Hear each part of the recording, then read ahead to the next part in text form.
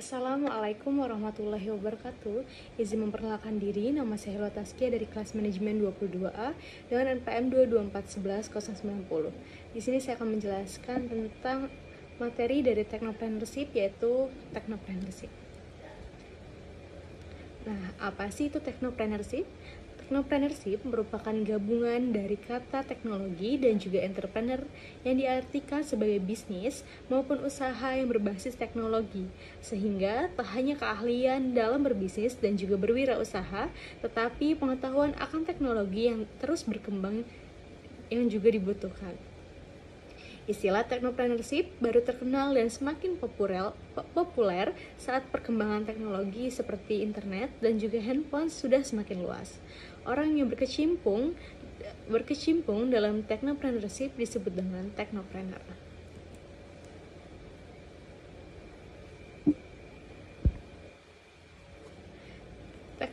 Technopreneurship study object di sini ada dari Suparman Soema Hamidjaja pada tahun 1997 mengemukakan bahwa objek studi kewirausahaan meliputi kemampuan seseorang dalam hal sebagai berikut. Yang pertama yaitu kemampuan merumuskan tujuan hidup ataupun usaha. Yang kedua, kemampuan memotivasi diri, kemampuan berinisiatif, kemampuan berinovasi, kemampuan membentuk modal, kemampuan mengatur waktu dan pembiasaan diri, kemampuan mental yang dilandasi oleh agama, dan kemampuan membiasakan diri dalam mengambil hikmah dari pengalaman yang baik ataupun menyakitkan. Nah, kemudian di sini ada kreativitas dan keinovasian dalam kewirausahaan. Kreativitas dan keinovasian adalah dua elemen penting dalam kewirausahaan. Kreativitas adalah proses mental yang melibatkan penciptaan ide-ide baru dan unik. Hal ini bisa berupa ide baru tentang bagaimana menjalani bisnis, ide baru tentang produk ataupun layanan, atau ide baru tentang cara memasuki pasar. Kreativitas membantu wirausaha untuk membedakan diri mereka dari kompetisi dan menarik para pelanggan. Sedangkan keinovasian merupakan penerapan ide-ide kreatif tersebut. Hal ini melibatkan penciptaan produk, proses, ataupun layanan yang dapat meningkatkan efisiensi, kreativitas, ataupun kepuasan para pelanggan. Keinovasian membuat bisnis untuk tetap relevan dan juga kompetitif di pasar yang selalu berubah-ubah. Kemudian di sini terdapat stage of creativity and entrepreneurship, yaitu yang pertama ada tahap persiapan. Kesiapan untuk berpikir kreatif dilakukan dalam bentuk pendidikan formal, pengalaman, dan juga magang. Kemudian yang kedua ada tahap penyelidikan. Tahap ini diperlukan untuk dapat mengembangkan pemahaman yang mendalam tentang masalah ataupun keputusan. Yang ketiga yaitu tahap transformasi, mengidentifikasi persamaan dan perbedaan yang ada tentang informasi yang terkumpul. Dalam tahap ini diperlukan kemampuan berpikir konvergen dan divergen, di mana kita harus melihat perbedaan atau persamaan antara data dan kejadian yang beragam. Kemudian yang keempat ada tahap peneratasan. Peneratasan merupakan penyiapan pikiran bawah sadar untuk merenungkan informasi yang terkumpul. Pikiran bawah sadar kita memerlukan waktu untuk merealisasikan informasi. Kemudian yang kelima ada tahap penerangan akan muncul pada tahap penetasan, yaitu ketika terdapat pemecahan spontan yang menyebabkan adanya titik terang. Pada tahap ini semua tahapan sebelumnya muncul secara bersamaan dan menghasilkan ide-ide kreatif serta inovatif. Yang keenam yaitu tahap pengujian, validasi keakuratan dan manfaat ide-ide yang muncul yang akan dilakukan pada masa percobaan, proses simulasi, tes pemasaran, pembangunan prototip, dan aktivitas-aktivitas lain yang dirancang untuk membuktikan ide-ide baru yang akan diimplementasikan. Kemudian yang terakhir, ada tahap implementasi, tahap informasi ide ke dalam praktik bisnis. Kemudian di sini ada stage of innovation in entrepreneur. Yang pertama ada penemuan, mengkreasi suatu produk, jasa, ataupun proses yang belum pernah dilakukan sebelumnya, seperti misalnya pada mobil Tesla. Kemudian yang kedua ada pengembangan, pengembangan pada produk, jasa, atau proses yang sudah ada. Contohnya, pengembangan menu baru yang ada pada kafe-kafe kekinian. Kemudian yang ketiga ada duplikasi, peniruan produk, jasa, atau proses yang sudah ada namun menambah nilai untuk memperbaiki konsep yang telah ada agar lebih bersaing lagi.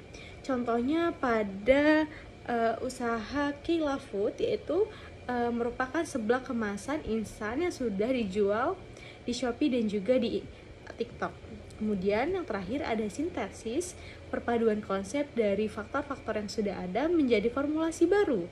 Contohnya arloji pada Casio yang berubah dari analog menjadi digital. Kemudian di sini ada 5 pilar of technopreneurship. Technopreneurship ataupun kewirausahaan teknologi melibatkan pemanfaatan teknologi untuk berinovasi dan menciptakan usaha bisnis baru. Konsep ini mencakup beberapa pilar atau elemen kunci yang penting untuk kesuksesan seorang technopreneurs. Berikut ada 5 pilar technopreneurship. Yang pertama itu ada inovasi. Inovasi menjadi inti dari technopreneurship. Hal ini melibatkan pengembangan gagasan, produk, ataupun layanan yang baru, memanfaatkan teknologi untuk mengatasi masalah yang ada dan memenuhi kebutuhan yang muncul di pasar. Kemudian ada kemahiran teknologi. Kemahiran dalam teknologi sangat penting bagi seorang technopreneur karena mereka harus memiliki pemahaman yang kuat tentang tren teknologi baru yang sedang berkembang, kemudian alat, platform yang relevan dengan industri mereka. Yang ketiga yaitu adalah keterampilan kewirausahaan. Technopreneur perlu memiliki keterampilan kewirausahaan yang kuat untuk mengubah gagasan inovasi mereka menjadi bisnis yang sukses. Ini termasuk keterampilan seperti perencanaan strategi, analisis pasar, manajemen keuangan, penilaian risiko, dan juga jaringan. Dan yang keempat yaitu ada pemahaman pasar. Memahami dinamika pasar dan juga kebutuhan pelanggan sangatlah penting bagi seorang technopreneur untuk mengembangkan produk ataupun layanan yang sesuai dengan audiens yang mereka targetkan. Kemudian yang terakhir ada kolaborasi dan juga jaringan. Kolaborasi dan jaringan memainkan peran penting dalam kesuksesan seorang technopreneur. Membangun kemitraan, strategi dengan bisnis lain, investor, mentor, dan juga ahli industri dapat memberikan akses ke sumber daya, kemudian ahli dan peluang yang sangat penting untuk memperluas usaha.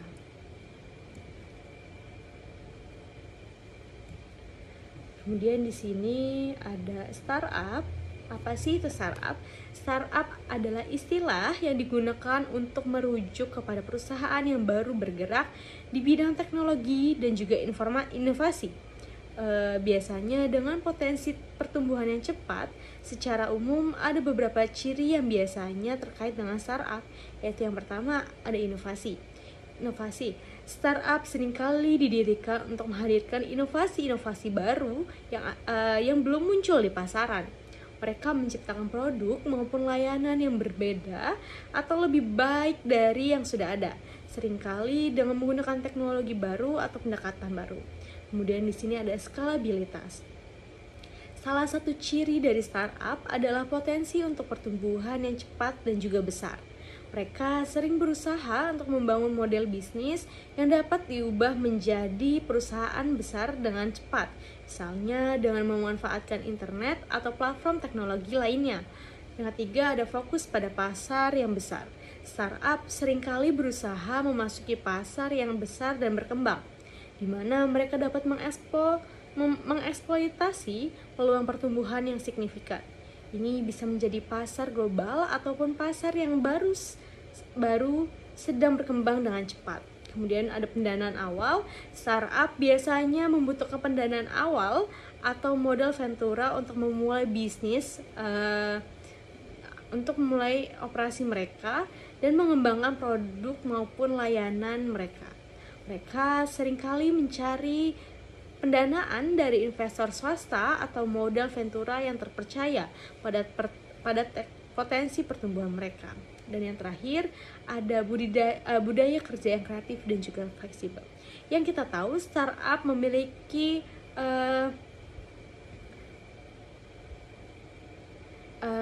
pemikiran yang sangat kreatif dan juga pekerjaan yang sangat fleksibel. Startup biasanya memiliki struktur organisasi yang datar dengan penekanan kolaborasi dan juga eksperimen. Kesalahan dianggap sebagai bagian dari proses belajar dan adaptasi cepat terhadap perubahan pasar ataupun kebutuhan pelanggan adalah kunci kesuksesan. Kemudian di sini ada bisnis model. Bisnis model, model bisnis merupakan kerangka konseptual yang menjelaskan cara sebuah perusahaan menciptakan, memberikan, dan menangkap nilai.